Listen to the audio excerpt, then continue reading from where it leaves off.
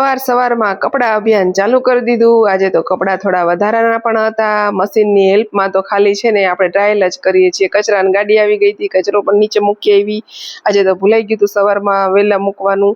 હવે છે ને જો દાળ ભાત મૂકી દીધા, કપડાં સૂકવી દીધા। દાળ ભાત તો મેં સવારમાં જ પલાળી દીધા હતા વહેલા તે, કારણ કે ભાત પલાળીને તો સારા થાય છે। આ ભાત ને તો એકદમ કઠણ થાય છે। ઓલો પલાળેલા હોય ને તો સરસ એકદમ અંદર પાણી અંદર ઓલું થાય અને ઘી નાખીને બે ટીપા એટલે સરસ થાય।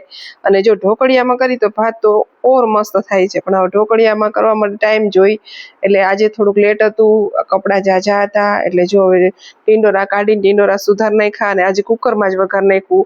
સહેજ જ પાણી નાખીને એક સીટી મારી દીધી અને મસ્ત શાક બન્યું હતું। પછી લોયામાં એને કાઢી લીધું હતું। હવે જો વધારાના કપડાં બધા અગાસીમાં પણ નાખી આવી અને જો દાળ ભાતનું કુકર કેવા ભાત બન્યા છે, મસ્ત બને છે। ભાત દાળ ને ભાત બંને 4 સીટીમાં થઈ જાય મસ્ત।